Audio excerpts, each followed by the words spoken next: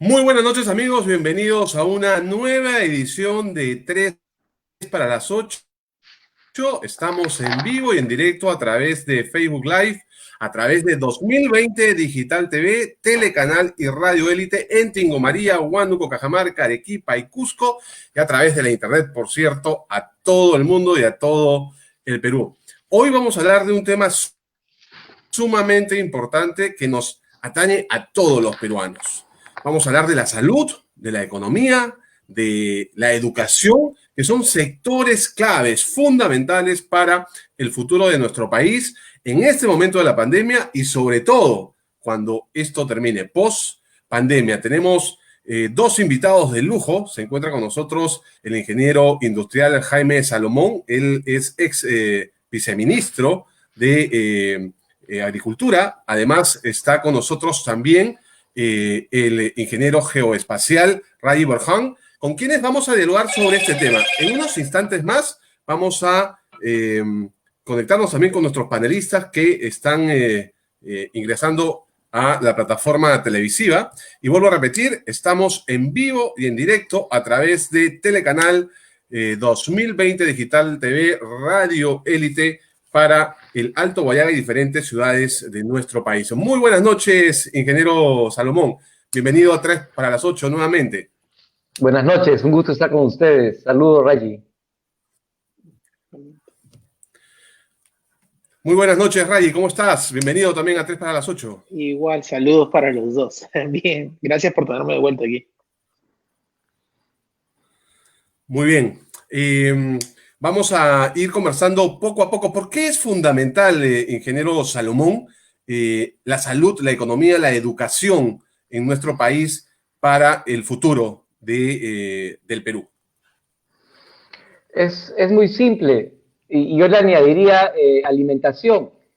Sin salud, sin educación, sin trabajo, sin alimentación, sin educación, no tenemos personas capaces de manejar un Estado, un gobierno, un legislativo, ni siquiera una corporación o una empresa, sea una organización, sea privada o pública. Necesitamos urgentemente políticas institucionales, mucha medida populista, falta de respeto entre poderes. Simplemente eso va a afectar no solamente al país, sino está afectando a la educación, por ejemplo. Y está demostrado que personas sin educación no pueden dirigir absolutamente nada. En los últimos días hemos tenido momentos complicados, sobre todo luego de la apertura de, digamos, el término de la cuarentena en casi todo el país. Solamente hay cuarentenas focalizadas en 7 regiones. Y digo que hemos tenido problemas porque la gente ha empezado a salir de una manera un poco irresponsable. Hemos visto que hay en el transporte público una fuente de contagios, probable fuente de contagios. Hemos visto que en las calles ocurre lo propio. ¿Qué está pasando? No hemos aprendido en todo este tiempo de cuarentena. Estamos hablando de aproximadamente 108, 110 días que hemos estado en cuarentena total en nuestro país, pero no hemos aprendido, parece, ingeniero. Por un lado no hemos aprendido, pero por otro lado hay que entender que el 70 o un poco más por ciento de la población económicamente activa es informal. Y son personas que si no salen a trabajar día a día, no tienen qué comer. En otras palabras, está bien lo que ha hecho el Estado, el gobierno, pero ha debido prever que ese 70% que sí tiene que salir a trabajar día a día, necesitaba algún tipo de apoyo. Ahí están metidos más del 90% de los agricultores del país. Es decir, está bien lo que han hecho, pero no han sabido llegar de manera apropiada a los peruanos. Y el gran problema es que el Estado hoy, año 2020, no sabe quién es quién en el país. Lo único que sabe es el número del DNI y punto. Es por eso que he venido proponiendo de hace muchísimos meses tener un sistema de transformación digital nacional, que tenga no solamente el número del DNI, que tenga información de salud de cada uno de los peruanos, con una ficha médica digital, que tenga información de trabajo, que tenga información de educación, de tal manera que si viniera algún tipo de crisis a futuro, inclusive en esa se pudo haber hecho, si viniera algún tipo de crisis, se toma una reacción inmediata y se ayuda exactamente a quien lo necesita. Muy bien, ya tenemos. Le pediría, por favor, mientras no dialoguemos, no conversemos, tener los micros cerrados y después los aperturamos cuando ingresamos con nuestros comentarios, tanto a nuestros invitados y a los panelistas. Ya está con nosotros también el doctor José Garay. Él es especialista en salud pública, miembro del staff de investigadores y docentes de la Universidad de San Martín de Porres, y también ya se encuentra con nosotros nuestros panelistas, Jean-Pierre Bravo, sociólogo, y el periodista Gonzalo von Gessen. Jean-Pierre, buenas noches. Hoy día tenemos un programa súper especial. Buenas noches, Seri, ¿cómo está? Buenas noches a Gonzalo, ¿cómo estás, Gonzalo? Y a nuestros distinguidísimos invitados del día de hoy. Hoy día vamos a tener un programa, estoy seguro, súper interesante. Está Ragui, que es amigo de la casa, ¿no? Doctor, qué gusto verlo nuevamente, doctor Garay. Ingeniero Salomón, ¿cómo está usted? ¿Qué tal? La última vez que estuvo en el programa fue un programa muy interesante y usted hizo unas propuestas verdaderamente para analizarlas y poder ver las aristas para llevar a cabo algunas cuestiones como proyecto de sociedad. Que creo que nos hemos quedado en proyecto de sociedad y esta pandemia ha desenmascarado que todavía no hemos desarrollado el proyecto de sociedad que hemos querido. Pero bueno, a veces que una crisis como esta desenmascare la sociedad y sus falencias es lo que se necesita, es el punto de quiebre para seguir avanzando. Ojalá que sea ese el caso del Perú. Hoy día nos espera una conversación muy interesante en 3 para las 8, el show de la conversación. Es un gusto tremendo, se los digo desde ahora, tenerlos a los 3 aquí y es un privilegio. Bienvenidos. Gonzalo, buenas noches. Hola, ¿qué tal? Buenas noches, ¿cómo están? Doctor Garay, Draghi, ingeniero Salomón, ¿qué tal? ¿Cómo están? Jean-Pierre, Eric, qué gusto poder conversar con ustedes nuevamente y ahora todos juntos, ¿no? En este programa que va a ser más que interesante. La semana pasada se abrió ya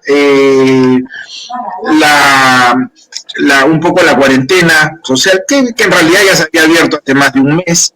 Las cifras diarias han bajado mínimamente. Se habla en esto, Ray es un especialista, ha hecho varias fórmulas y varios estudios muy serios, en donde quería saber si ya estamos realmente en la meseta, qué posibilidades hay también con ustedes de que haya un rebrote, de que volvamos a niveles anteriores. Yo sé que el doctor Garay, usted varias veces nos ha comentado en este programa desde un comienzo, incluso cuando recién empezaba esto, nos dijo públicamente que esto recién empezaba y que era el calentamiento para el partido que venía invierno. Y no se equivocó, y fue el único que dijo las cosas tal cual han venido sucediendo. Pero estamos realmente en una meseta, empezamos a bajar, se ve horizonte, o lo que han sido, en realidad yo les digo una cosa, yo salgo todos los días a la calle y yo no he visto en estas 2 semanas un mayor incremento de lo que ya se venía viendo hace más de un mes. O sea, yo creo que el levantamiento de la cuarentena se dio hace más de un mes y no ahora. Y por eso yo no soy muy optimista que los números vayan a crecer en estos días desproporcionadamente como algunos están indicando. Pero bueno, los especialistas son ustedes. Bienvenidos al programa, bienvenidos a este show de la conversación y y yo estoy acá ahora para escucharlos a ustedes. Muy bien. Ray, creo que esa es una pregunta directa, dirigida, focalizada a ti, de frente. ¿Por qué? ¿Cómo vamos? ¿Por qué? Por lo de la meseta. Con la ¿Tú sabes cómo me cuarentena, siento? focalizada. Por lo del Guayna, No por lo del solamente de la Guayna. meseta, no solamente, sino por todo. La pregunta la podemos hacer de la siguiente manera.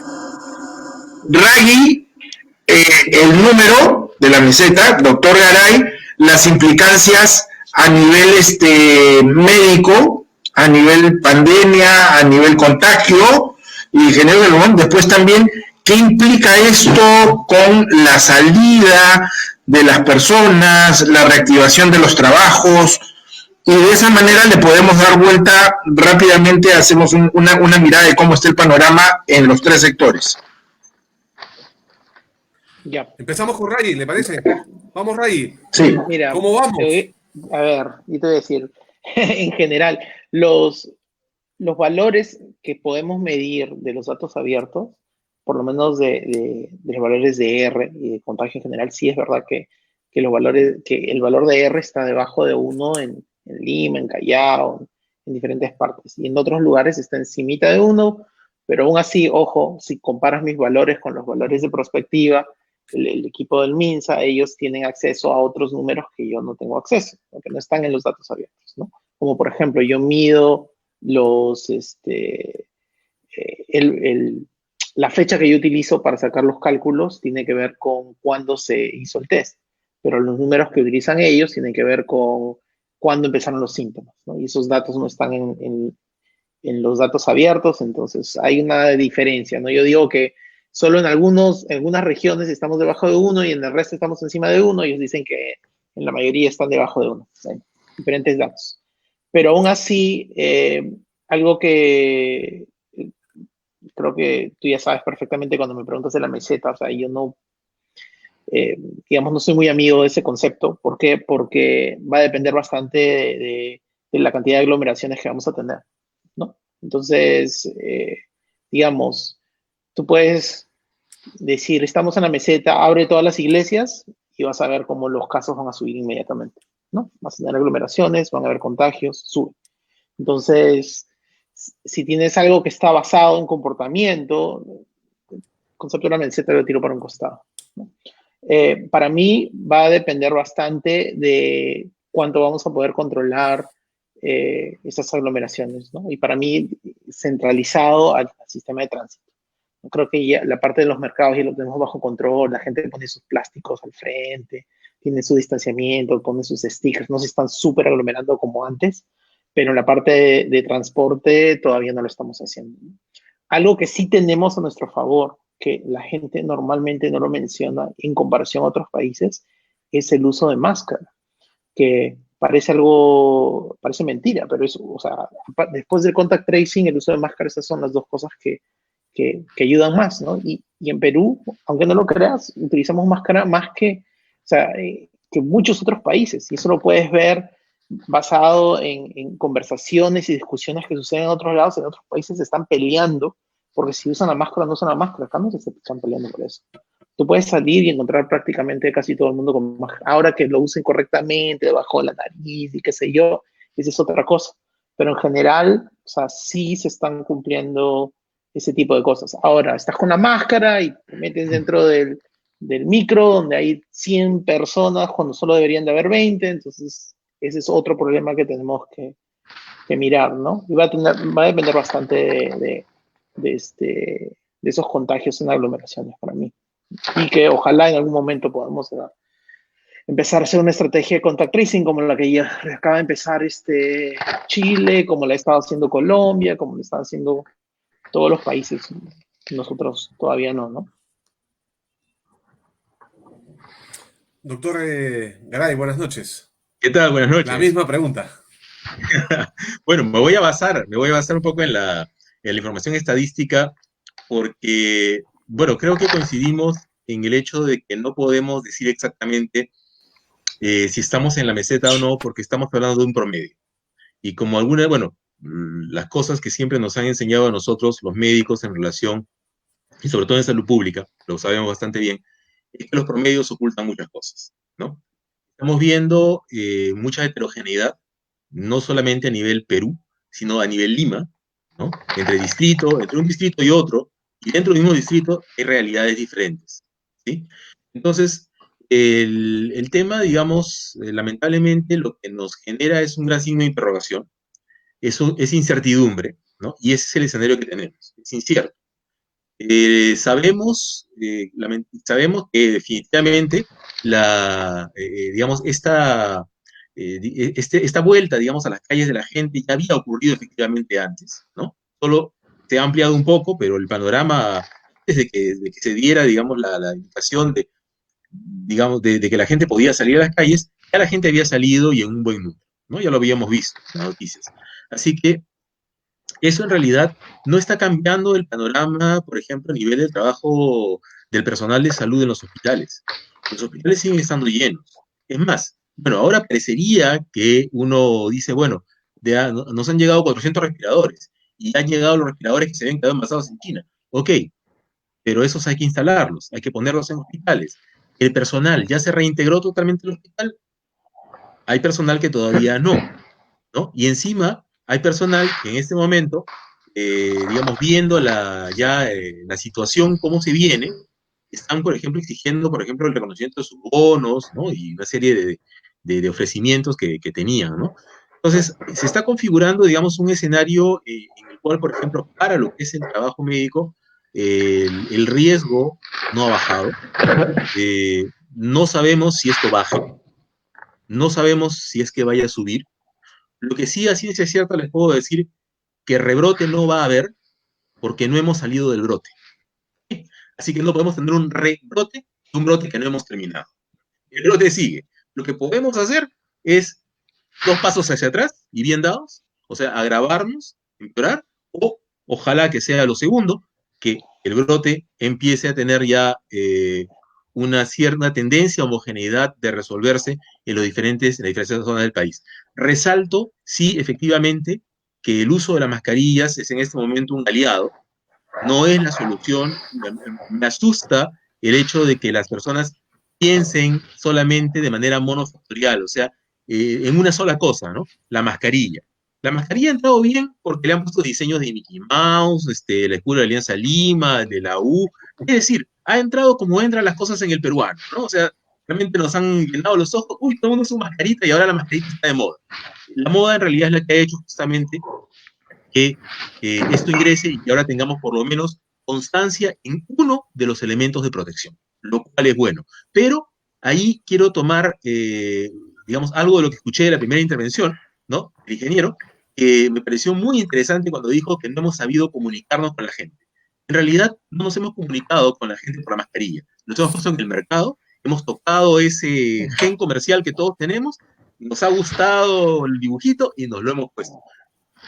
Lamentablemente, ojalá que en estos momentos nuestras autoridades ya estén pensando en un muy buen plan de comunicación, ¿sí? Para poder hacer llegar a la población peruana la necesidad de tomar todas las precauciones del caso ante este escenario para no generarnos ese retroceso que significaría un incremento en la curva de casos y lamentablemente de muertes debido a COVID-19. Ingeniero Salomón, la misma pregunta, por favor. Difícil respuesta. Yo concuerdo y me gustó lo que no va a haber rebrote porque aún no termina el brote. Yendo un poco a los números y siguiendo lo que Rayi ha venido diciendo hace mucho tiempo, pero no muchos le hacen caso. ¿De qué números hablamos? Primero, cuando trabajas en estadística y quieres hacer proyecciones econométricas, etcétera, necesitas una sola base de datos. No puedes estar con varias. Hoy en día, algunos tratamos de buscarla en algún sitio, la televisión nos da otra, los medios de comunicación, y el Estado en general maneja más información que no es pública. ¿Qué base de datos estamos usando? Lo que hay que reconocer es que desde el 1 de junio de este año, el Estado ha dejado de contabilizar las muestras que hacían los privados, que eran casi 2/3, era casi 2/3 del total de las muestras que se hacían en el país. Eran un poco más de 40.000 diarias.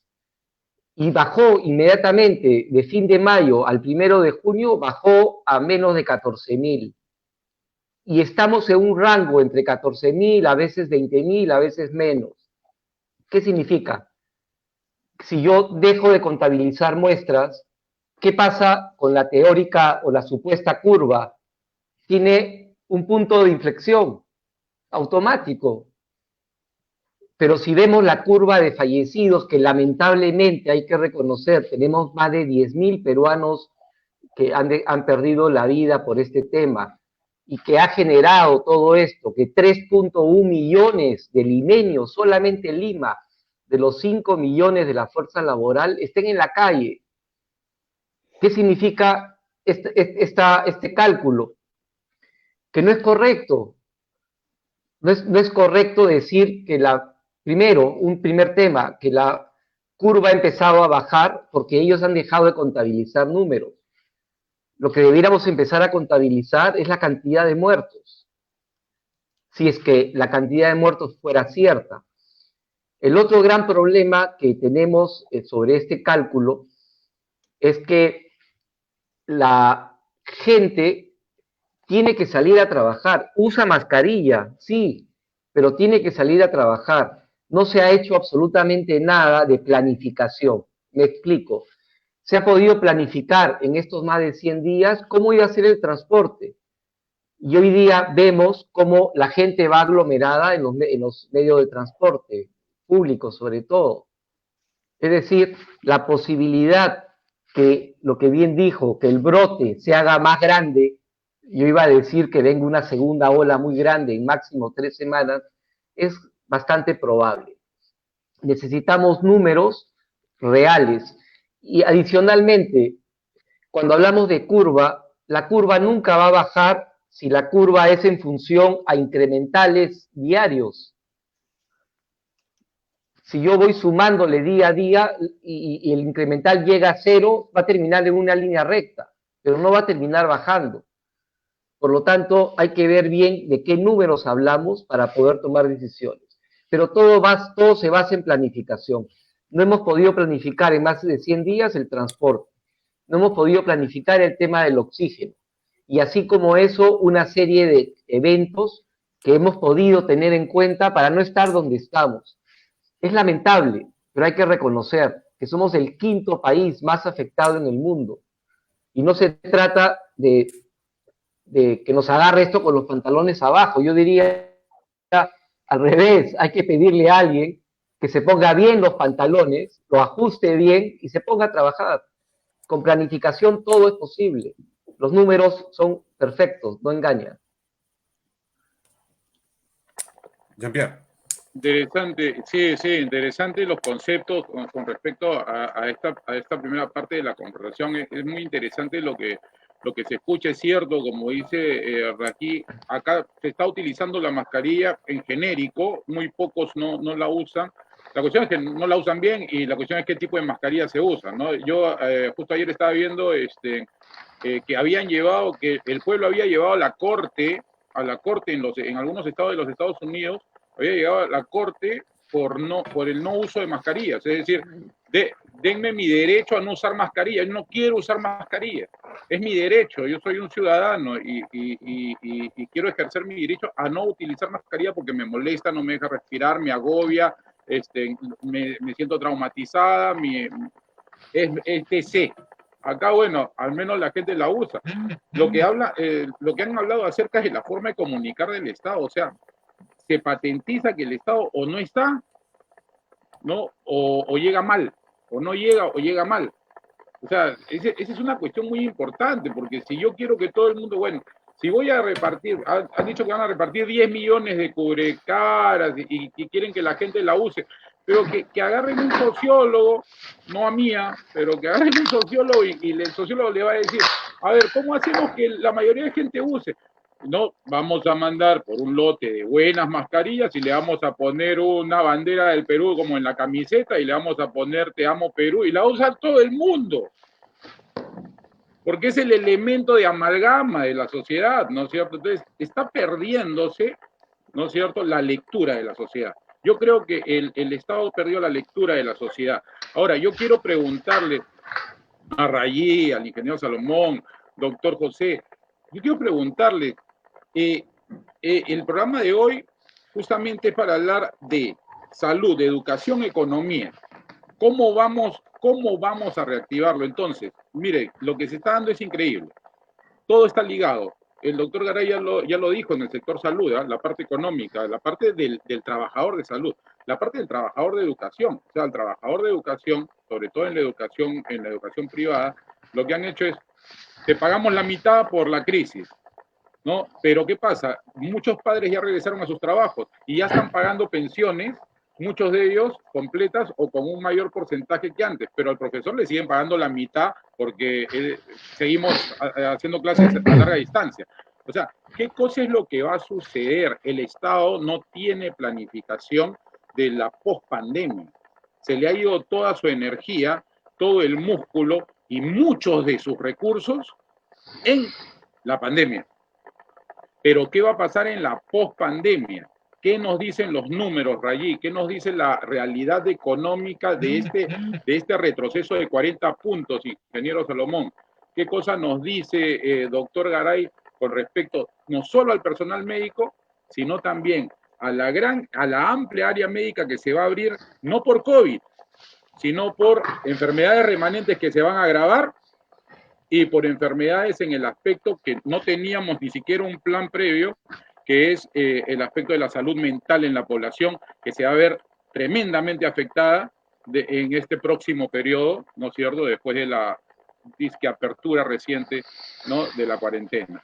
Ragui, por favor, para seguir el mismo orden. A ver, ahí hay varias preguntas. O sea, y no sé si soy la persona adecuada para responder la pregunta acerca de la economía en general, pero te voy a dar mi opinión personal, ¿ya? Normalmente yo me guío bastante más por el tema de mi propia compañía, que nuestros clientes normalmente están esparcidos en todas partes del mundo, ¿no? Entonces, la manera como nosotros como compañía, como Amigo Cloud, conseguimos clientes, siempre es una visión global, ¿no? Normalmente eso a nosotros lo que nos permite es, bueno, si la economía está mal en Argentina, nuestros clientes de Estados Unidos van a funcionar bien. Si la economía está mal en Estados Unidos, bueno, los de Alemania nos van a pagar, o los de Australia nos van a pagar, o los de Chile nos van a pagar. Nuestros clientes están esparcidos en todas partes. Entonces, siempre todo digamos, para mí personalmente, el tipo de negocios que tengo yo, siempre lo tengo que mirar a nivel macro, ¿no? Si la economía global está mal, y es la primera vez, normalmente nosotros nunca habíamos pasado por una situación así, porque cuando había un problema económico en un país, siempre nos protegíamos con los clientes que estaban en otro lado y no pasaba nada. Este ha sido un periodo donde a todas las compañías, absolutamente a todas las compañías, les han dado un puñetazo como el que nunca han vivido en toda su vida, ¿no? No es una situación normal. O sea, justo aquí quería mirar un poquito para mirar la parte global, ¿no? O sea, si tú te pones a pensar, París acaba de cerrar, ¿no?, las tiendas. Pero si tú miras otras cosas, o sea, inclusive, o sea, Victoria's Secret, para decirte, ¿no?, se ha declarado en bancarrota. Zara ha cerrado 1,200 tiendas. Chanel, Hermès, La Chapelle, esas marcas de lujo han cerrado, están descontinuadas. Rolex, el de los relojes, han dejado de hacer producción, ¿no? O sea, si te pones a pensar, Airbnb, que era una de las compañías más grandes que se demoraron 12 años en crear, en 6 semanas han sido casi totalmente destruidas, ¿no? Starbucks está cerrando compañías. Adiós a la alta gama. La alta gama, adiós. lo que está pasando es que, digamos, si nosotros miramos a nuestra economía sin entender lo que está pasando en el resto del mundo, no vamos a poder reiniciarla, ¿entiendes? O sea, ya no vivimos desde hace décadas en un lugar donde decimos, ¿sabes qué? Somos un mini país donde las exportaciones no importan. No, o sea, tenemos que mirar también cuál va a ser el impacto del mercado externo, ¿no? Nosotros, o sea, personalmente, compañías como nosotros de tecnología, de alta tecnología, tenemos la ventaja de que sí podemos trabajar remotamente. Yo he tenido un equipo que llevo 10 años trabajando esta modalidad, ¿no? Entonces, para mí esto de trabajar sentado en mi casa o ver otro lado, hago esto por 12 años. Pero yo sé que la realidad de la mayor parte de los peruanos no es así. Entonces, como país, estamos pasando por un periodo de digitalización forzada. Creo que hablamos de esto, ¿no? De digitalización forzada, y no estamos totalmente preparados para eso, porque como país no le hemos dado importancia a los requerimientos, a los pilares que necesitas para tener un país que esté avanzado. Como te doy un ejemplo, ¿no? Seguridad. Ahora todos hablamos, bueno, el bono lo podemos hacer electrónico, lo hackean, ¿no? O el sistema del Ministerio de Salud, la base de datos, todas abiertas y hay huecos para entrar por todos lados. O sea, yo encuentro errores de seguridad en websites gubernamentales cada 3 días. O sea, ni siquiera necesitas un hacker muy hábil, ¿no? No, o sea, ser hacker en Perú es la cosa más fácil del mundo. Lo único que necesitas saber es utilizar Google y buscar, literalmente, site, password, y encuentras los archivitos. Es totalmente fácil. ¿Pero por qué a ese nivel? Así no es en otros países.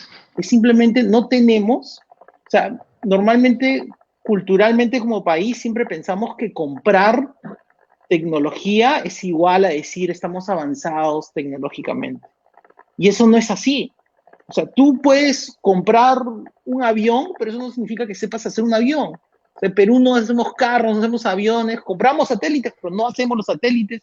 ¿Entiendes? Entonces, eso lo que ha causado es que hay varias entidades que son necesarias dentro del gobierno para poder ayudar a esta etapa de digitalización, que no la tenemos. O sea, no tenemos una entidad que está a cargo de mirar seguridad en todos los websites del gobierno. ¿Sabes lo que va a pasar? Que cada vez que tú pones tus datos, siempre van a estar abiertos y hackeados como nada.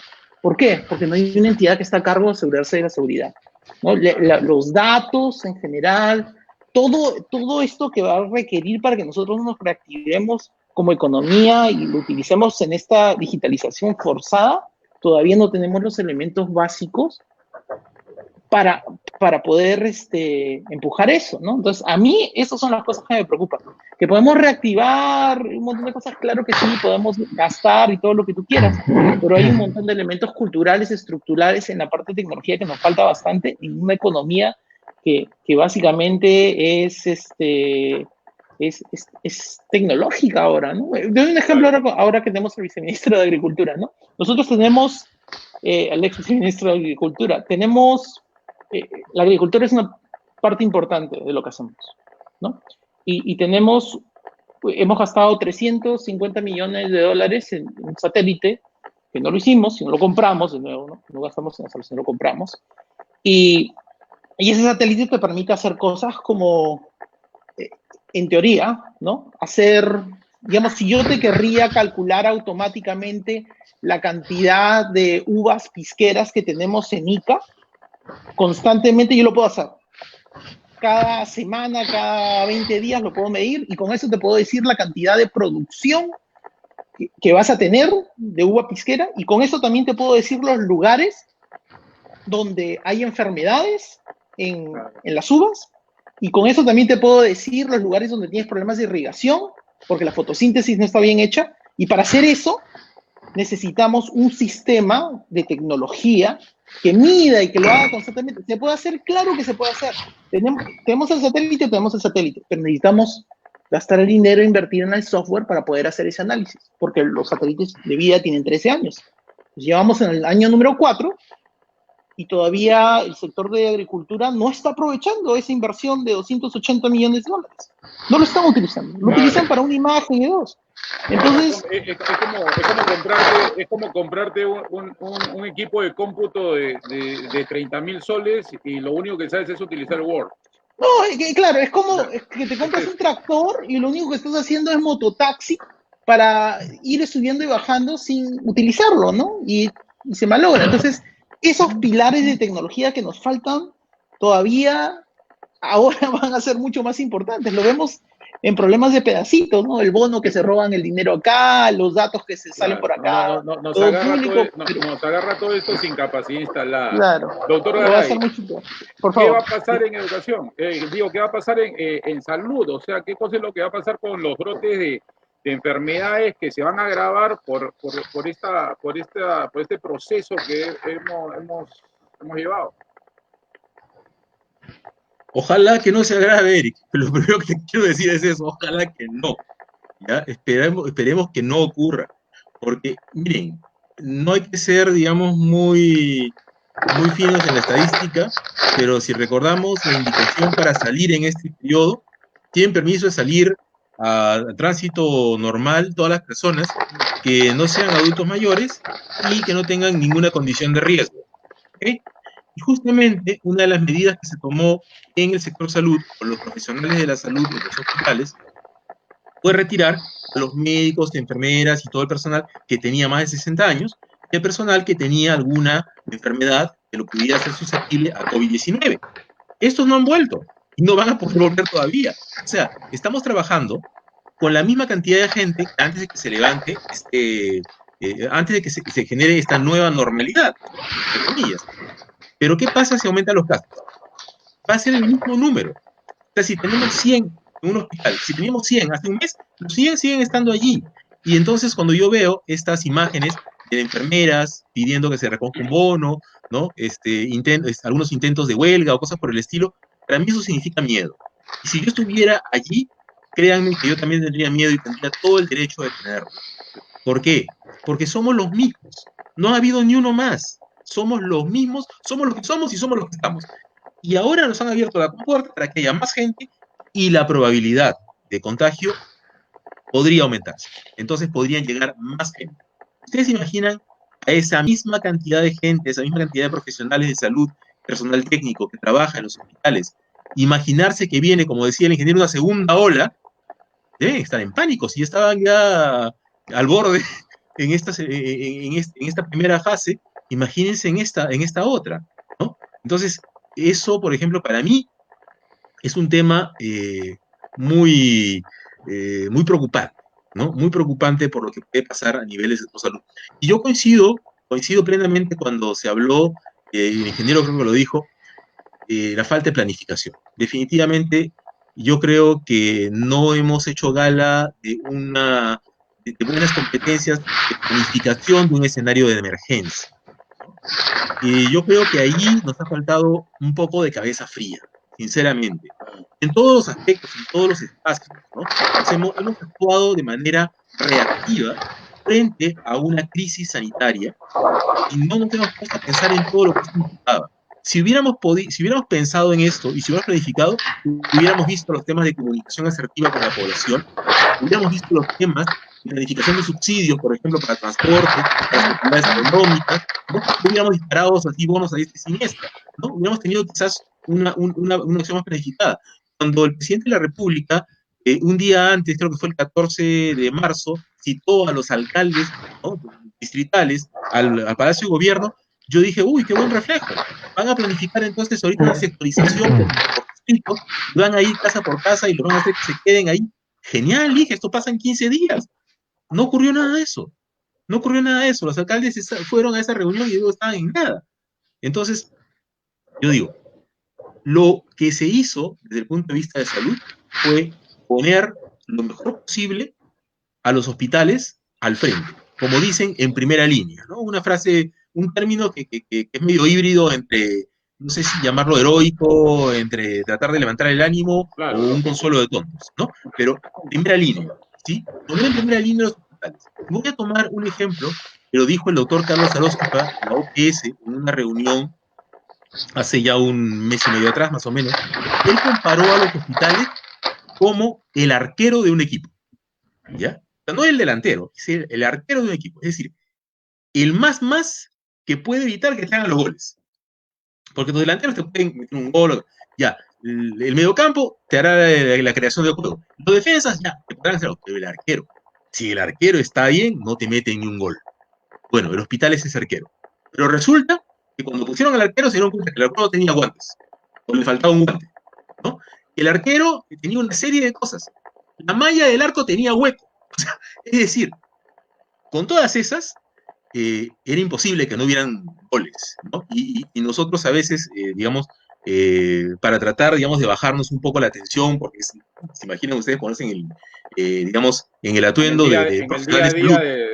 De profesional de la salud debe ser terrible el día a día de Claro. profesional de la salud. No, y Jean-Pierre, te cuento, nosotros tenemos una jerga, digamos, que es un poco para tranquilizarnos un poco, ¿no? Porque créanme que la muerte de una persona nos duele muchísimo. Yo he tenido la oportunidad de ver en un hospital nacional morirse a una persona y créanme, la primera vez que yo vi morir a una persona, no era médico todavía, era estudiante, pero me lo habían asignado de paciente para sacar la información, me quedé en shock. O sea, de verdad, es impresionantemente fuerte ver cómo una persona se muere cuando tú estás tratando de hacer algo por justamente salvarle la vida, ¿no? Entonces, como nosotros no somos indolentes, tenemos que tratar también por higiene mental de bajar un poco esto, ¿no? Y ponernos un poco también espíritu deportivo y todo esto, decimos ya, hay que evitar que nos metan goles. Un gol es una muerte. Pero en este caso tenemos más de 10.000 goles, ¿no? Entonces, esos goles no nos gustan a nadie. Y lo peor del caso es que estamos pensando que nos pueden llenar la canasta con una cuestión así. Entonces, imaginan ustedes a los hospitales trabajando en estas condiciones. Doctor Garay. Sí, Eric. Doctor, disculpe que me interrumpa. Sí. No, soy yo, Gonzalo. Doctor, disculpe que me interrumpa. No solamente, y es para complementar lo que está diciendo, no solamente son esos goles por COVID, sino yo conozco mucha gente que se ha muerto de apendicitis, de pancreatitis, de colon o de cáncer, de infarto, de cualquier cosa, porque no se han medicado en estos días y debe ser frustrante para un especialista, para un cardiólogo, para un gastroenterólogo, que sus pacientes que iban normalmente a su cita todos los meses, dejaron de ir 2 meses y se murieron. Eso también debe ser frustrante, ¿no? Por supuesto, que es frustrante y más que frustrante, yo diría decepcionante y al punto que, por ejemplo, lo estaba conversando con un colega que fue mi alumno y me hace una pregunta, me dice, doctor, yo no sé para qué me hice médico, siento que no puedo curar nada. O sea, es una cosa así de terrible. No, terrible, entonces, terrible. Entonces, yo lo que quiero decir, voy a mencionarles 2 cosas para poder darle paso al ingeniero, porque quiero que lo diga esto acá. El tema de la planificación es muy importante. La planificación, lamentablemente, hasta en el momento más terrible, yo creo que es un buen indicador de cabeza fría. Aprendí de mi padre, que es profesor de historia, una anécdota de Napoleón Bonaparte que siempre me gusta citarla. Es que Napoleón tenía una cábala. En todas las batallas que ganó, siempre le decía al mozo de cuadra, ¿no? Mozo, póngame las botas despacio, porque estoy apurado. Y siempre ganaba. ¿Saben qué día fue el día que no hizo la cábala Napoleón y perdió? Fue Waterloo. El día que se puso las botas rápido, el día que se atolondró. Eso es una gran lección. Si nosotros no nos detenemos a pensar un momento, a mirar las cosas, se nos va a pasar todo y vamos a reaccionar. La reacción frente a la acción no siempre es la respuesta. Y necesitamos tener esta planificación porque si no, la verdad es que no vamos a poder garantizar lo que nos va a pasar después. El nivel de incertidumbre va a ser tan alto que no lo vamos a poder manejar. Excelente, doctor, muchas gracias. Ingeniero Salomón, con respecto, usted que ha estado, usted ha estado en la cancha, usted ha estado en el lugar donde ahora están los que están enfrentando desde el punto del Estado, políticamente, esta pandemia. Ingeniero, ¿qué cosa es lo que pasa? Hay mucha gente que decía, bueno, en otros países incluso se han hecho prácticamente 2 gabinetes, ¿no? El gabinete de los ministros para enfrentar la situación y el gabinete de los viceministros para planificar la respuesta posterior. O sea, para planificar cómo va a ser la salida de esto. Ingeniero, yo quiero que usted nos esboce más o menos. Mire, una televidente nos dice, suspensión perfecta, vacaciones forzadas, luego cierre y quiebra las empresas. Parece una línea a seguir. Y yo le pondría en medio con algunas empresas préstamos no facilitados y luego el cierre, porque así aseguro un poco de capital y no lo uso para lo que debería hacer, que es para pagar planillas. O sea, ha abierto una puerta, ¿no? Ha abierto una puerta esta pandemización a una estructura económica, social, peor que la informalidad.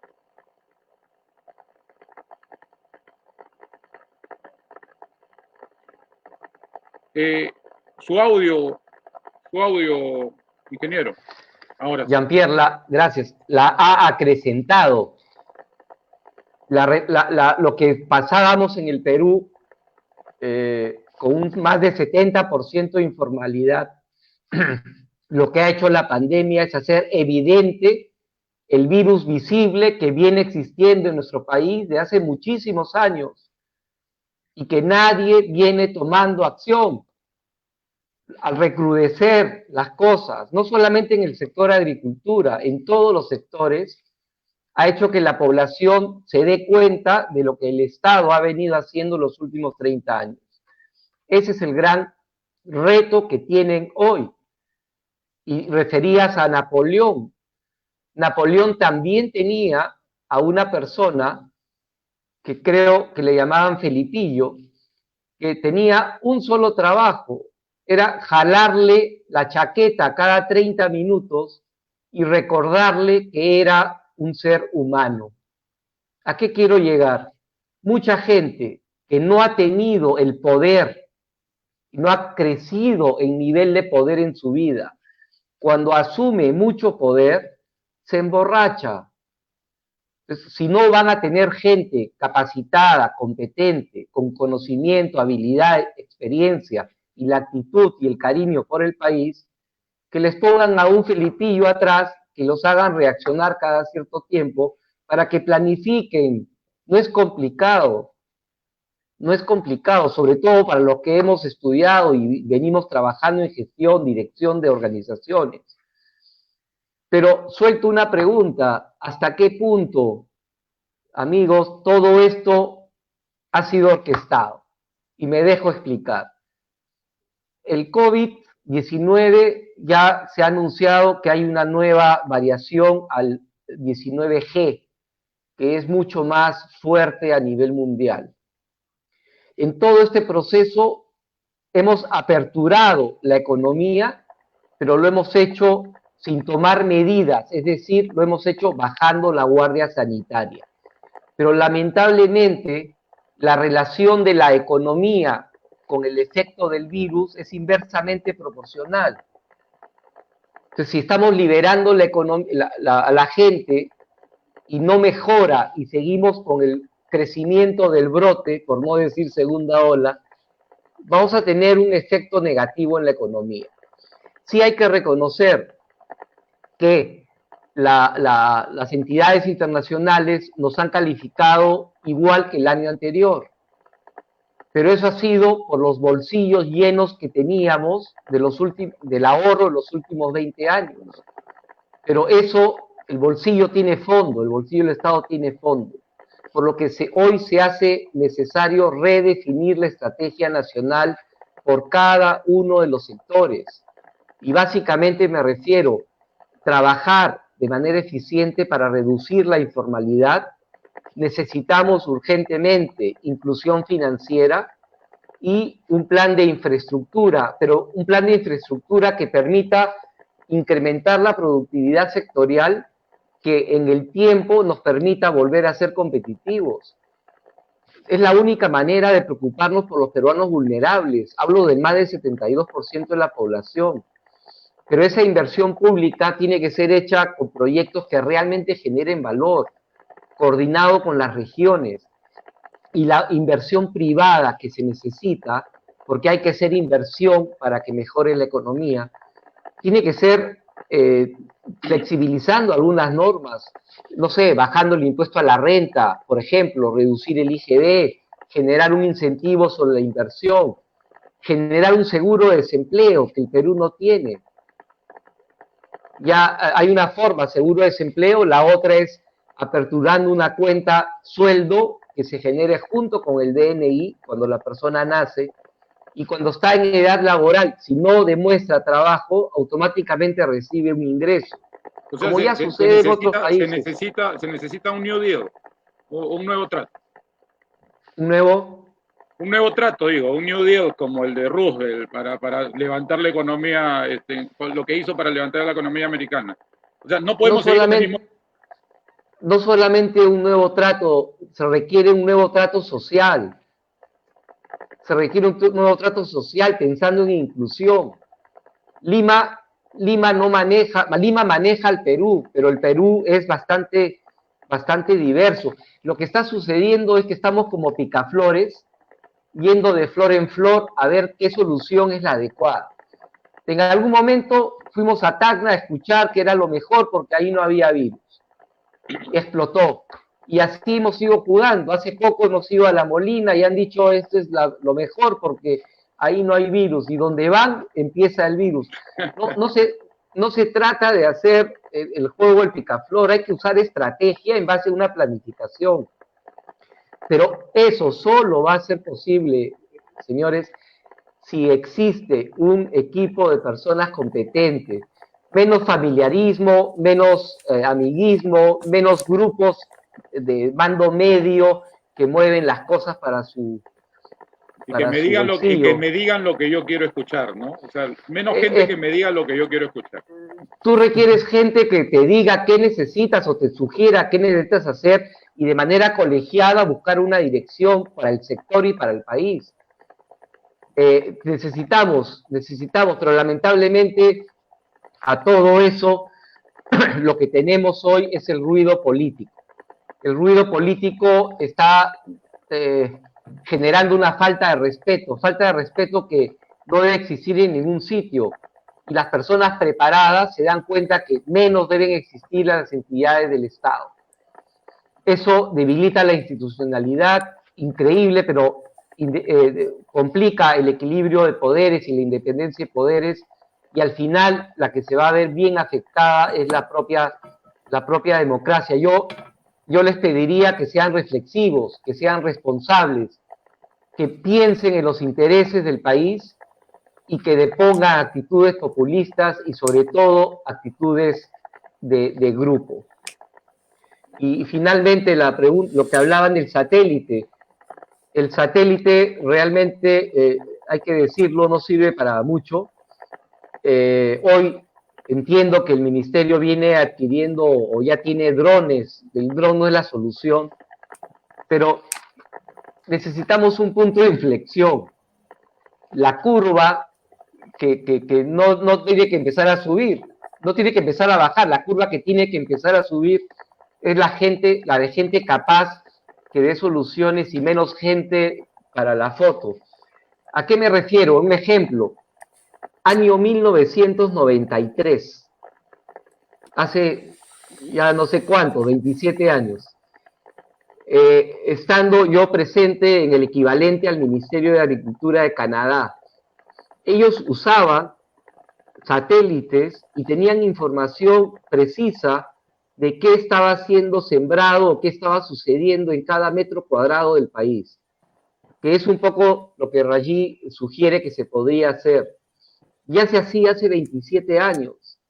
Hoy día, si vamos a ver qué se usa en el mundo para tener control del Estado y el tema de geolocalización de las personas y otras cosas más, estamos bien atrasados. Por eso insisto, necesitamos un sistema de transformación digital nacional que incluya trabajo, salud, educación y papeo. Eric, sí. Ahí sí me gustaría decir un par de cosas.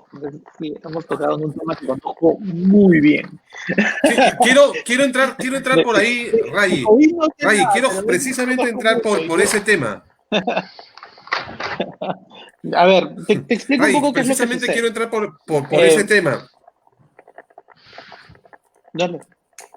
Sí. ¿Quieres que te ¿Me explique escuchas, un Ray? poco de qué se trata? Sí, te Sí. está escuchando, te está Sí, respondiendo. no, te cuento, Sí. quería entrar precisamente a ese tema, ¿no? Estamos hablando de planificación, Listo. lo ha dicho muy bien el doctor Garay, lo ha dicho el ingeniero Salomón, lo has dicho tú, Ray. No tenemos planificación en el país. Primero, por ejemplo, en el mundo, Australia, Alemania, Pekín, en China, han tenido, entre comillas, rebrotes de la enfermedad. Pero ellos han trabajado desde hace bastante tiempo un tema de cuarentenas focalizadas que nosotros recién hemos empezado a desarrollar a partir del 1 de julio, solo en 7 regiones del país. Y hay una cosa que me gustó muchísimo, que necesitamos, que lo ha dicho el ingeniero Salomón, que cada metro cuadrado de nuestro país esté georreferenciado, geolocalizado. Y a partir de ello, empezar a hacer este trabajo contra la pandemia. Tú me manifestaste en algún momento, en una entrevista previa que hemos tenido, Ray, que al Perú hemos hecho una cuarentena focalizada interviniendo regiones. Por ejemplo, San Martín, que está en todavía continúa en cuarentena, Ancash, Ica, y las otras regiones que ya conocemos. Pero no debería ser así. Tú me dijiste que deberíamos haber sido más específicos en esta focalización. Y creo que por ahí está el tema que no estamos entendiendo todavía y que el gobierno todavía no lo ha interpretado como lo has hecho desde siempre, Ray, y en alguna oportunidad nos lo comentó hace 3 meses el doctor José Garay. Es así, Ray. A ver, sí, te explico un poco. A ver, lo que pasa es que a veces, y tal vez voy a regresar a una pregunta, una respuesta un poco más filosófica, ¿no? Es que uno es que como país siempre nos subestimamos en varias cosas, ¿no? Te doy un ejemplo, ¿no? O sea, antes de entrar a la focalización, lo que estábamos hablando de satélite, ¿no? O sea, datos existen un montón de satélites, ¿no? De diferentes datos abiertos, ¿no? Yo no tengo que ir y comprar siempre, solamente utilizar el mío, o drone, o lo que tú quieras, si no puedo utilizar los datos de los europeos, de los japoneses, en fin, de los norteamericanos, ¿no? Y hay un montón de estudios que puedo hacer basados en esos datos, ¿no? Son datos que voy y me los saco, hago un análisis y puedo decir exactamente cuántos metros cuadrados de este tipo de plantación tengo, cuántos metros del otro lado, ¿no? O sea, las tecnologías que se necesitan para hacer esas cosas existen, ¿no? Yo llevo 20 años trabajando en ese tipo de cosas. En verdad me da risa porque las cosas para hacer detección en otros países, hasta yo le he puesto mano a esos y se utilizan esas tecnologías en otros países, pero no en mi propio país, que me parece rayadazo, ¿no? Y lo que sucede es que regresamos al tema de la importancia que le damos a cosas de tecnología, ¿no? O sea, siempre estamos acostumbrados a decir, ¿sabes qué? A entender bien lo que estamos tocando, las cosas físicas, pero software, por ejemplo, que es algo que realmente es lo que cambia todo en tecnología. El software es más importante que el hardware, ¿no? El software, como no lo podemos tocar, no le damos importancia. Como podemos ir a Wilson y comprarnos una copia bamba de lo que sea, entonces no le asignamos un valor, ¿no? Y eso lo reflejamos como país en nuestras inversiones, ¿no? O sea, podemos ir y comprar algo físico, pero no vamos a gastar en una tecnología para hacer este tipo de cosas, ¿no?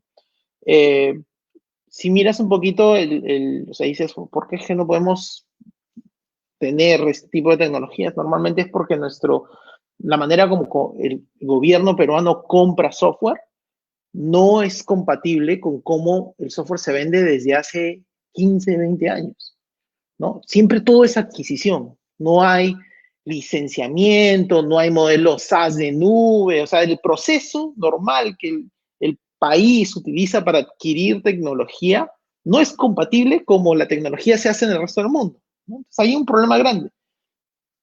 Aparte de eso, no lo valorizamos igual. O sea, ¿cuánto tiempo he estado yo gastando en Conida tratando de darles el sistema para que le saquen el jugo al satélite y digamos que siempre la conversación se torna en comprar las máquinas, el fierro, pero no en el software. Y el software es el que tiene toda la magia, ¿no? Y el hardware es un commodity, como dicen, no importa. El hardware lo compras de donde sea. Pero igual, siempre la conversación se va para ese lado. Y digamos, eso lo que ha causado es de que hay bastantes temas de organización que necesitamos tener en el país que no lo hacemos. Somos muy desorganizados. Tanto así que tú me dices, oh, necesito georreferenciar cada persona. Digamos que tú querrías georreferenciar cada persona para tener una dirección. O sea, tendrías que tener una dirección. ¿Ya? No tenemos un sistema uniforme de cómo expresar una dirección. Algo tan simple como eso. O sea, no es que tenemos un nombre para todas las calles, no tenemos una manera uniforme de cómo decir, yo estoy en tal lugar, en latitud y longitud, no sé cuánto. ¿Por qué? Porque las calles, o sea, si tú miras cómo están los registros públicos en comparación a cómo se mira el catastro, en comparación a cómo están hechas las calles, o sea, no hay. Es una mezcolanza completa, no está organizado. Y como no está organizado, es muy difícil poner algo tan simple como un puntito en cualquier parte del país. En otros países, cuando se hace el censo, nosotros vamos a ayudar, por ejemplo, a hacer el censo de Chile, ¿ya? Y he trabajado en el censo de Estados Unidos, de diferentes partes. Cuando haces el censo, estás no solamente haciéndole las preguntas a las personas, sino estás recolectando los puntos de donde vive y creando un sistema de addressing, le dicen, normalización de addressing. O sea, estoy recolectando las calles donde viven, le pongo un nombre y es como el nombre oficial, ¿no? Y eso significa estar organizado, ¿no?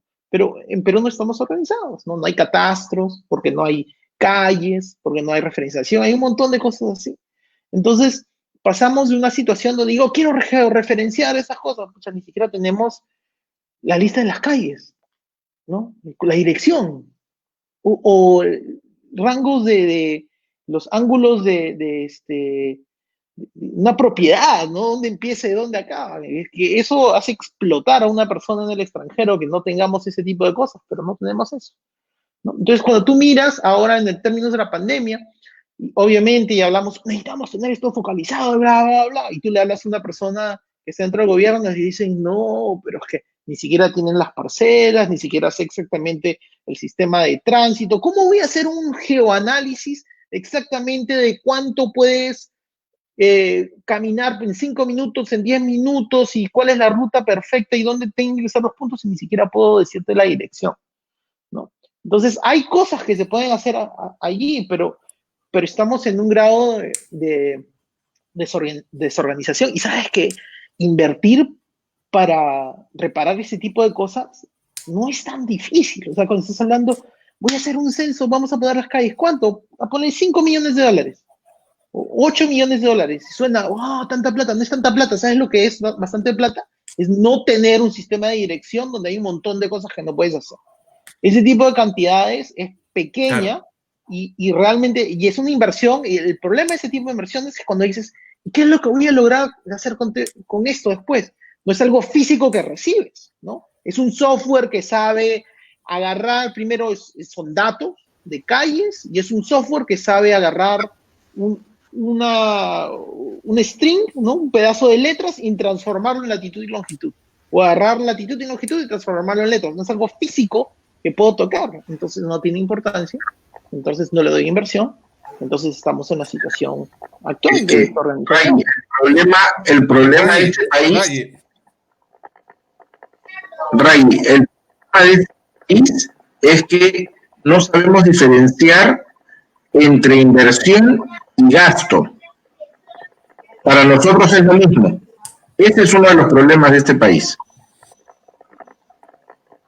Ray, lo que me preocupa mucho, y quisiera que esto me lo responda también el doctor Garay, lo que me preocupa mucho, Ray, es que hace un instante me manifestaste que lo más adecuado en estas cuarentenas focalizadas no ha sido dividirnos por regiones, sino que deberíamos haber reducido a la mínima expresión los cercos epidemiológicos en nuestro país.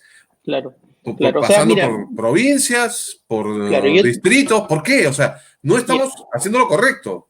ya, a ver, si yo, de nuevo, si me alejo de Lima, es más fácil. ¿Por qué? Porque, digamos, geográficamente tienes como estos cercos naturales, que son las montañas, que son una sola calle, una sola carretera que te deja entrar, una sola carretera que te deja salir. Entonces es mucho más fácil sectorizar y separar cuando estás fuera de Lima, simplemente porque la misma, digamos, estructura geográfica de nuestro país crea como un círculo permite, ¿no? virtual, ¿no? Y ya está semisectorizado para ti. Es como que el examen está hecho hasta la mitad, está facilito. ¿Ya? Conforme tú te vas acercando a secciones que tienen mayor densidad de población, también tener densidad de población normalmente significa también tener un sistema de transporte un poco más complejo, ¿no? El tipo de análisis que necesitas para un sistema de análisis más complejo es bien, o sea, tampoco es tan complicado, hermano. O sea, es literalmente agarrar y tener las rutas, mirar exactamente dónde empieza la gente, a dónde se va. Entonces tú dices, bueno, ¿dónde empieza la gente y dónde se va? ¿De dónde voy a sacar esa información? Adivina qué, durante estos 100 días de cuarentena hemos tenido también permisos que hemos estado haciendo de trabajo, ¿no? Esos Claro. permisos de trabajo te dan origen y destino. Y con origen y destino, ya sabes, más o menos puedes hacer un cálculo de estadística, decir, mira, la gente se está moviendo más o menos de esta zona acá, yo la población, hago un poco de matemáticas y más o menos aproximo cómo se está moviendo la gente de lado a lado utilizando eso. Pero eso requiere un análisis geográfico, requiere alguien que se siente conciencia, ¿no? Y haga esos modelos matemáticos. Y no es tan complicado, es algo que haces en una semana, ¿no? Pero Así eso es. cansa, pero eso Doctor cansa. Garay. Eso cansa. sí, en Doctor fin, Garay, sí. ¿por qué el cerco epidemiológico no ha Sí. funcionado en el país? A ver, yo creo que ahí desde el gobierno hemos tenido una lectura inversa de lo que había que hacer. Como les dije hace un momento, se puso al hospital en primera línea de defensa contra el COVID-19 y no apostaron por la atención primaria de salud, porque para muchas personas decir atención primaria de salud es equivalente a decir primer nivel de atención, lo cual es totalmente falso. Y piensan en la posta y dicen, ¿qué cosa va a ser un centro de salud o una posta? Dar paracetamol, ¿no? Y esa no era la idea. La atención primaria de salud tenía que habernos llevado a hablar con los gobernantes locales, con los alcaldes. Por eso les dije hace un momento, me pareció genial cuando yo me enteré de que los alcaldes y ciudades habían ido a Palacio de Gobierno. Y dije, qué bueno, de verdad, ahora sí me parece que voy a ver salud pública de alta calidad, ¿no? Y lo único que yo vi fue lo de la declaración del estado de emergencia el 16 de marzo, y a los alcaldes, bien, gracias, ¿no? En realidad, ahí perdimos una enorme oportunidad, porque los alcaldes podían haber hecho algo muy sencillo cuando todavía no había muchos casos. Sectorizar sus distritos, saber quién era población vulnerable, población adulta mayor, es más, los bancos, que son tan buenos para llamar y ofrecer tarjetas de crédito y una serie de productos financieros. ¿Por qué no llamaron a sus clientes a preguntarle, oiga señor, dígame, ¿usted se está complicado, se va a complicar, pero usted se ha complicado con este tema del COVID? ¿No? ¿Tiene usted algún negocio que vaya a sufrir alguna cosa? ¿Para qué? Para justamente armar una planificación integral. Porque la salud en este caso no es solamente pensar en si tiene o no alguna susceptibilidad para hacer enfermedad COVID-19 con complicaciones severas y morir. Se trata de proteger a la persona. Se trataba de proteger un capital. El capital era la salud. Y ese capital todavía lo seguimos teniendo. Lo seguimos teniendo y de una manera incluso mucho más rica, y ojalá que no lo despejamos, que es toda la gente que se quedó en casa, que aplicó las medidas de protección, tanto de higiene como el uso de una serie de cosas, que aprendió a protegerse y a mejorar inclusive sus prácticas de higiene. Y toda esa gente en este momento que no tiene COVID, que no ha hecho la enfermedad, esa gente es un capital de salud. Pero nosotros lo estamos viendo. Ahora, ese capital hay que protegerlo, porque ese capital definitivamente es un capital que en el tiempo tiene valor. El efecto de rebaño, que alguien lo preguntaba por ahí, ya vieron el ejemplo de Suecia. Suecia apostó, por ejemplo, por la estrategia de, digamos, ¿no? De contagio de rebaño. Al final de cuentas, tuvieron que admitir que se equivocaron. No es así. ¿Necesitamos tener una vacuna? ¿Necesitamos tener una vacuna? Sí, efectivamente. Pero también es cierto que el sistema inmunológico aprende definitivamente de lo que está a su alrededor, ¿no?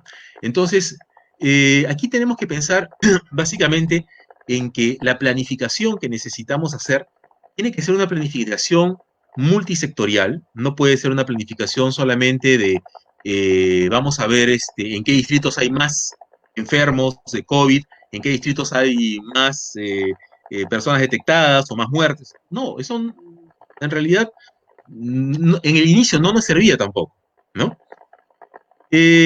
Ahí hay un tema importante entonces de una oportunidad perdida de trabajo con los gobiernos locales, que lamentablemente, bueno, ahora va a ser más difícil de realizar, ¿no? Pero no imposible. Yo con una estudiante de la universidad hicimos a través de Facebook una encuesta en un distrito en provincia para saber cuánta gente había aplicado las primeras medidas que se habían hecho, que se había dictado el gobierno, ¿no? Las técnicas de higiene, básicamente, de protección por higiene. Oigan, nos bastó solamente un Google Docs y encuestas por Facebook a contactos y sacamos información muy interesante, les voy a decir. O sea, ¿qué quiero decir con esto? Que no era muy difícil hacer. Teníamos toda la tecnología, así como Rajitos decía, es fácil ser hacker en el Perú. Era facilísimo hacer la encuesta, era facilísimo. Y todavía teníamos poquitos casos. No teníamos mucho, teníamos menos de 100, menos de 50. O sea, la hacíamos linda, pero no. Teníamos que pensar en los hospitales. Y es porque hay un error de concepto garrafal, y ya lo dije la vez pasada y lo quiero repetir ahora porque es importante, esto lo tengamos claro, sobre todo los profesionales de ciencias sociales y de la rama económica. El sistema de salud no es igual a decir hospitales. Ese es el más grave error conceptual que hay. El sistema de salud hoy en el Perú sí tiene a los hospitales, sí tiene a los centros de salud, pero también tiene a todas aquellas instituciones, esto está en la definición del sistema de salud de la OMS en el año 2003, todas aquellas instituciones que se han sumado a los esfuerzos por producir salud. Si la Policía Nacional fue eso, efectivamente, también la policía viene a ser parte del sistema de salud. Si lo fueron los bomberos, también los bomberos. Pero esas personas, que yo les digo, que son las que han estado en casa, que han cumplido las medidas de higiene, que han mejorado inclusive su capacidad de protección, ahora también son parte del sistema de salud. El sistema de salud es entonces un concepto mucho más amplio que simplemente servicios de salud, ¿sí? Y si entendemos eso, entonces ahí es donde necesitamos pensar en una planificación multisectorial para poder abordar diferentes aspectos de la población y poder darles alternativas de cómo enfrentar como sistema de salud el problema del COVID-19. Porque es lo que ha hecho el COVID-19 en todo el mundo. Lo que ha hecho es retar sistemas de salud. Eso es lo que ha hecho, ¿sí? Y los problemas que hemos visto, cuando decimos solamente sistema de salud precario, no significa sistema de salud, hospitales que no tienen respiradores. Miren, en Costa Rica no tiene tanto y ha salido mucho mejor librado. ¿Por qué? Porque son atención primaria de salud primero. En realidad, nosotros hemos hecho la primera línea frente al COVID invertida, ¿no? Alguien alguna vez me dijo, el Perú es como el país de las maravillas. ¿Por qué? Por tanto turismo y tantas cosas bonitas. No, el país de las maravillas es Alicia. En el mundo, el camino va. Aquí en el Perú viene. O sea, es al revés.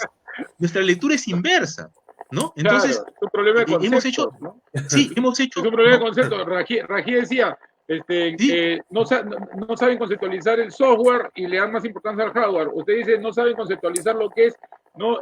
La salud con respecto a un sistema. Entonces el Perú es una comedia de errores, nadie sabe conceptualizar nada. Pero es que ese es el problema. Tenemos la informalidad que hemos visto en las calles, informalidad en el sector productivo, laboral, todas esas cosas, también llega al nivel conceptual y se llama improvisación. Ya improvisamos. Y ese es el problema. Y la improvisación es letal. Igual que la informalidad que hemos visto que es letal, la improvisación en escenarios también como estos es letal. Improvisamos de tal manera que traemos médicos cubanos. Pero espere, pero justamente fíjense, esa es la mejor evidencia de lo que le digo.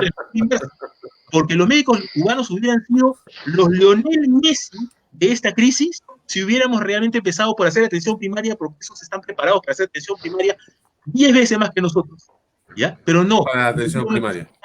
donde ellos recién realmente no juegan, ¿ok? O sea, ellos están preparados para jugar la Copa Perú, y necesitamos que jugar la Copa Perú, y no, los mandamos al Mundial, no la hacían, pues. O sea, jamás en la vida, eso no había que ser muy conocedor de la formación médica. Esos médicos son brillantes en atención primaria de salud, pero en la parte de desarrollo, digamos, clínico, esas cosas,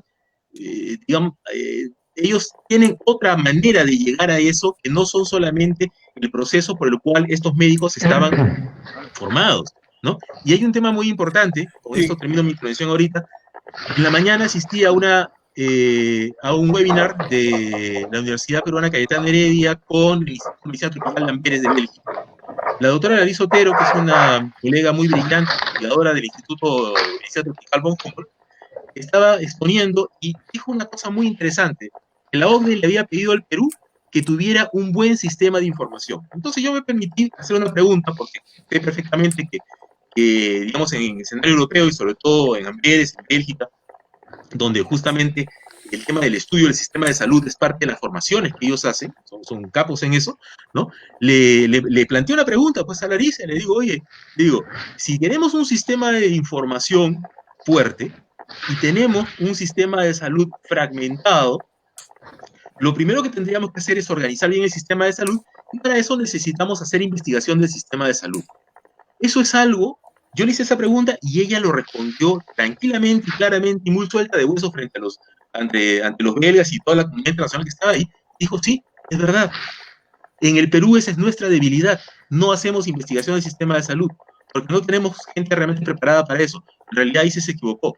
Tenemos gente preparada, yo, pero no hay más. O sea, hay gente que le gusta, que son aficionados. Yo tengo un máster en eso. Lamentablemente, pero el problema es que yo llevo 15 años hablando de estas cosas y los gobiernos no les interesa. Y no les interesa porque creo que tienen también un problema de concepto. La investigación del sistema de salud es como la investigación de mercado para un economista o para alguien que quiere hacer un negocio. Nadie en su sano juicio que quiere hacer un negocio exitoso lo haría sin hacer un estudio de mercado.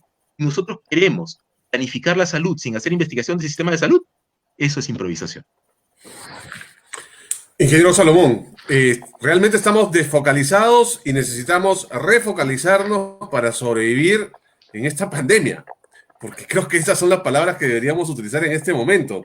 Y creo que esa refocalización se debería hacer a través de esta propuesta que hace usted, que es el Sistema de Transformación Digital Nacional, en donde vamos a hacer realmente tener datos, tener información, tener referencia de lo que producimos, de lo que tenemos en infraestructura, de lo que tenemos en temas de salud, de educación, en temas agrarios, porque creo que es la única forma, planificación y tener datos, información. La pandemia nos agarró a todos, digámoslo así, con los pantalones abajo, a todos, sin excepción, y al Estado con mayor fuerza. Esta es la propuesta que usted está proponiendo, valga la redundancia, ingeniero. Sí, efectivamente, y no coincido con, no es complicado hacerlo, no es complicado hacerlo. Mira, yo ya llevo 32 años de profesor y saludos a Jean-Pierre, que también cumplió días el día lunes. También muchas docente. Gracias y feliz día del maestro también, señor Salomón. Gracias. Y también doctor, que también profesor en las aulas universitarias, y también Gonzalo, profesor en las aulas universitarias. Un saludo para todos los profesores en el Perú. Disculpe la interrupción, adelante, ingeniero. A nivel nacional. Metido en eso, tengo un sombrero de académico, tengo 2 doctorados, uno en estrategia y uno en gestión y dirección de organizaciones, fuera de muchas cosas, pero tengo otro sombrero que es el de empresario y tengo otro que es el de medio político, ¿no? Metido en estos temas. El tema de salud, trabajo, educación, etcétera, no vamos a poder tenerlo de buena calidad. ¿Y por qué? Porque no necesariamente un buen ingeniero agrícola va a ser un buen ministro de Agricultura, o un buen médico cirujano va a ser un buen ministro de Salud, o un buen ingeniero civil, el de vivienda. Esos son buenos, pero en generar ideas para desarrollar el sector.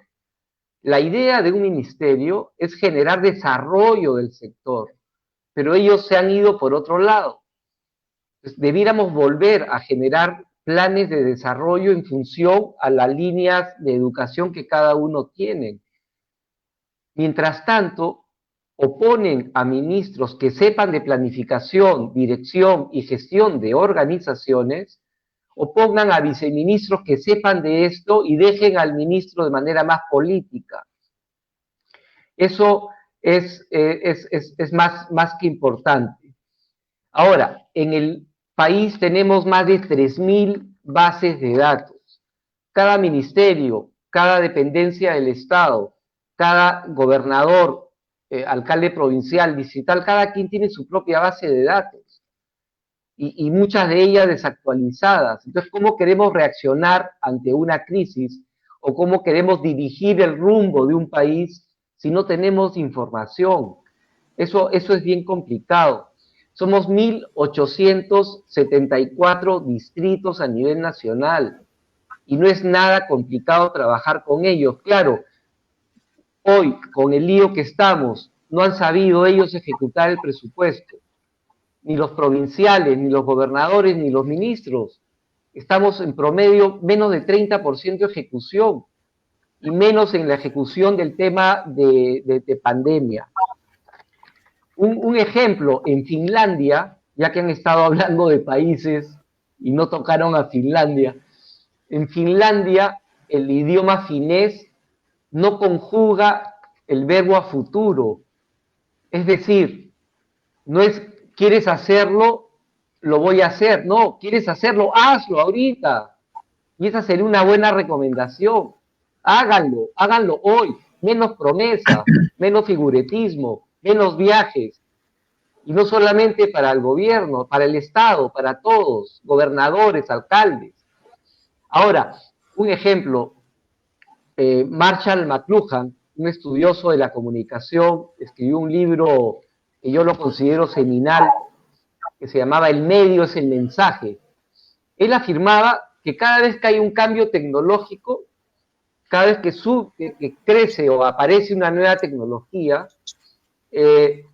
tratamos de hacer que los viejos funcionamientos tengan los roles de la nueva realidad.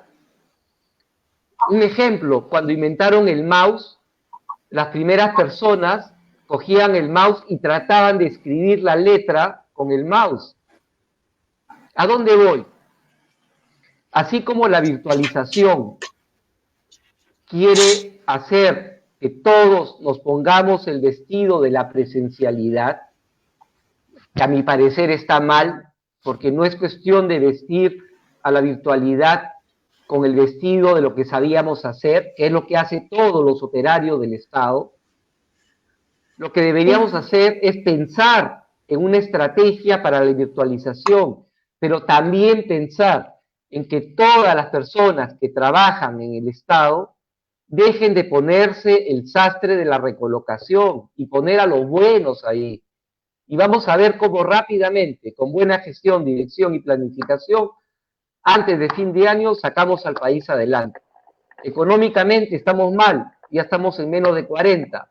Las proyecciones internacionales es que estemos en positivo el próximo año.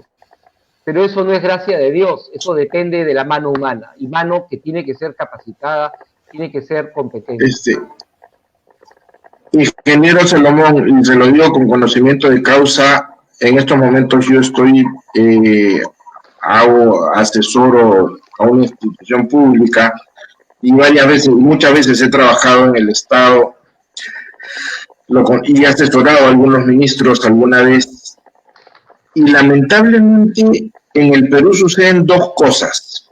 La primera, no existe la carrera pública porque eso es mentira. Estamos llenos de profesionales que sacan su título, pueden sacar su título en cualquier universidad cuestionada por SUNEDU, y estamos llenos que tienen hasta doctorado, maestrías, y no saben más que cualquiera. Y en esta pandemia se ha visto desnudado. Tú puedes poner al mejor ministro, al mejor planificador, pero al momento que esto baja a las direcciones, a las oficinas para plasmarse, no funciona, porque no hay una... Yo he visto a trabajadores, ni siquiera directores, ni nada, ni analistas, decir, ¿para qué voy a hacer eso si el ministro ya se va? Y viene otro, y ellos, ¿no? Con esta plaza que tienen de toda la vida. Y nunca son evaluados. Esto por un lado. Y lo segundo que te quería comentar es que un ministro, un viceministro, ha sido viceministro de Agricultura. Cuando tú dejas un proyecto, un programa, te vas del cargo, y el que viene, lo único que hace es borrar todo lo que hiciste y empezar de cero. Y somos los especialistas en resetear todo lo bueno o malo que sea. Y empezamos periodos, y nunca avanzamos. Lo que ha dicho ahora Ray, lo que ha dicho el doctor Garay, es muy cierto. Por eso no avanza el país, porque no tenemos un plan de desarrollo a largo plazo. Que con el 2021 teníamos la oportunidad de hacerlo, pero los egocentrismos y todas estas cosas nos llevan a donde estamos. Disculpa que interrumpa. Estoy totalmente de acuerdo contigo. Y el gran problema, ¿cuál es? El gran problema es que en el Perú no tenemos políticas públicas sectoriales. Política pública sectorial, ¿qué significa? Significa que se hace un plan para el país para los próximos años. Y sea el inquilino que sea el que venga a un ministerio, a una gobernación o a una alcaldía, tiene que respetar la política pública, la cual es perfeccionable en el tiempo. Ejemplos, tenemos la política pública de economía que nos ha permitido tener los bolsillos llenos para enfrentar esta crisis. El otro gran problema es los mandos medios en las instituciones del Estado.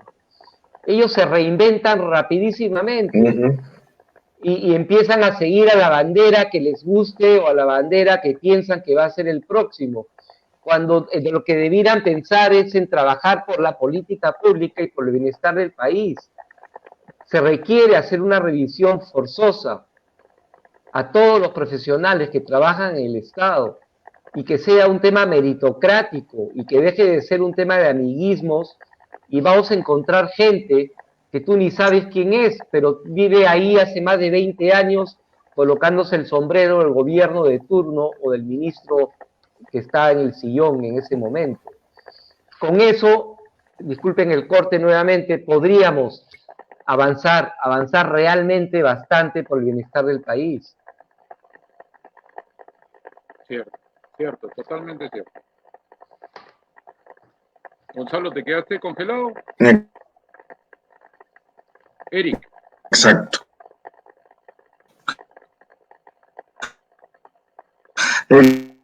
Exacto.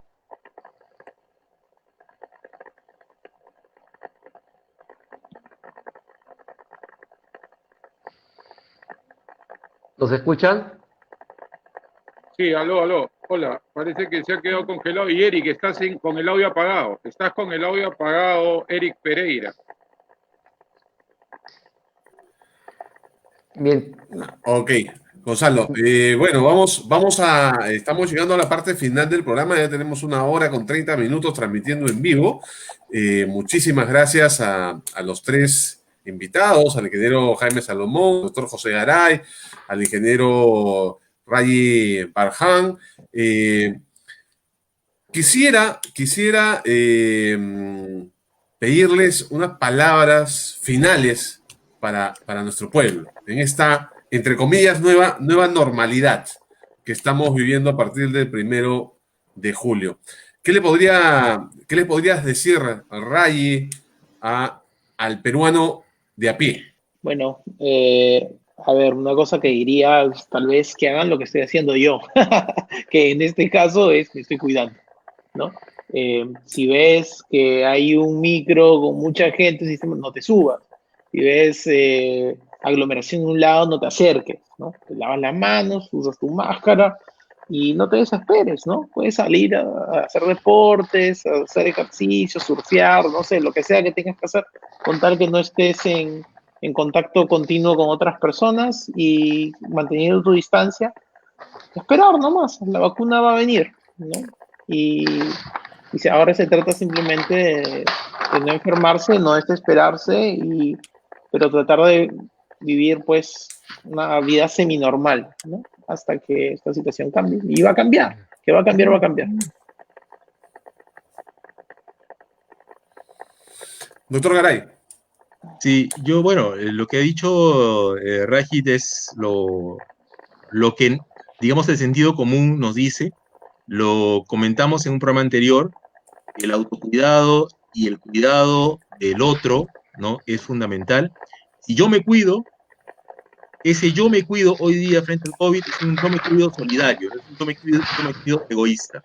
Porque cuidarme yo significa cuidar al resto, cuidar a mi familia, cuidar a mis amigos, ¿no? Cuidar a mi comunidad. Eso en este momento es importantísimo. Ya lo dijeron en un evento internacional la semana pasada, donde participó la OPS, participó la universidades españolas, participaron la red Cochrane Iberoamericana. En realidad, hay dos cosas que han servido mucho para poder vencer al COVID, ¿no? En los países donde ya, digamos, realmente sí la epidemia está pasando, ¿no?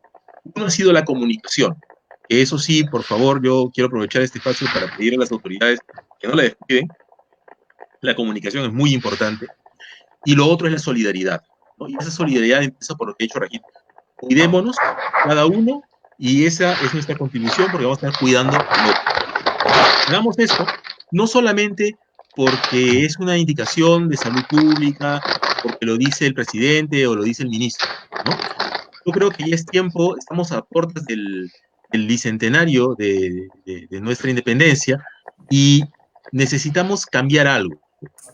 Hace 50 años, ¿no? Vivió en el Perú un escritor francés, Jacques Lansdowne, que escribió un libro que se llama La llama azul, ¿no? Como el auquénido, La llama azul.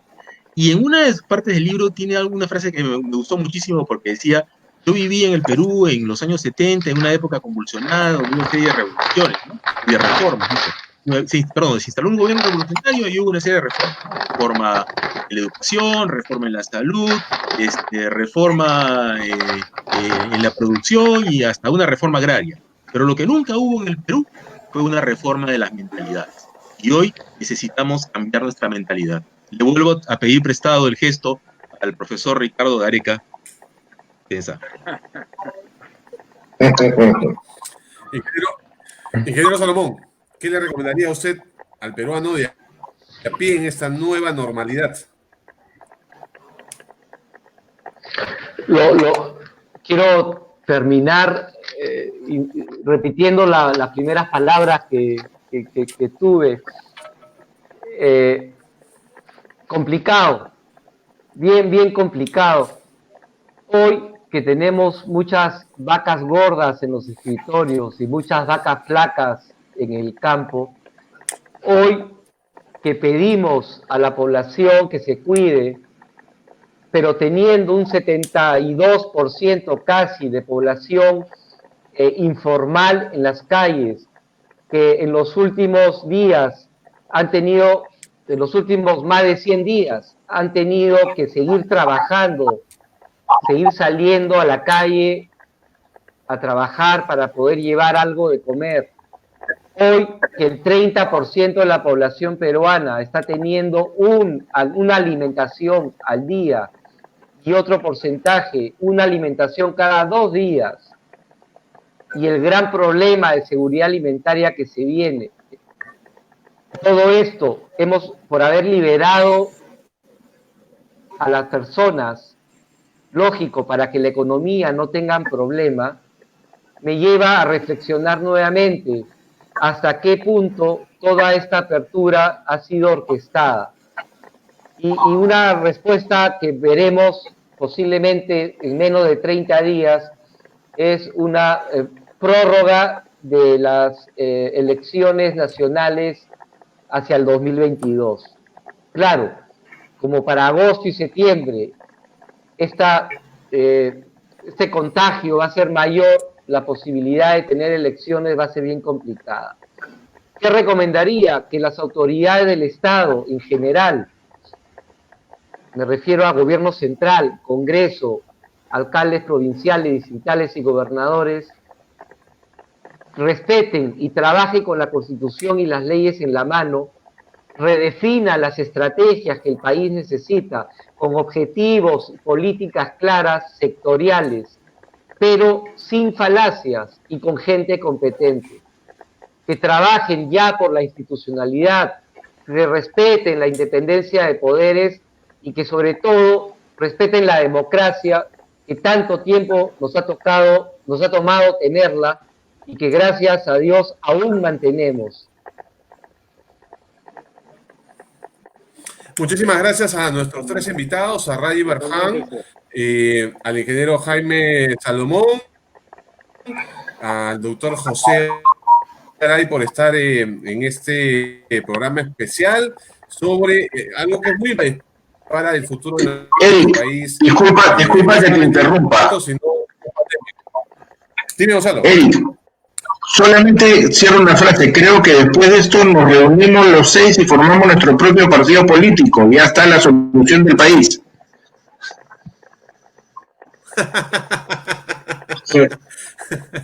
Eso está bueno, eso está bueno. Paso, hermano, paso. Ragui va a salir corriendo ahorita y ya no nos va a querer aceptar otra invitación porque Ragui no quiere saber nada con la política. Yo me imagino que después de esta experiencia, no, pero necesitamos llevar gente limpia a la política, eso es cierto, eso es cierto.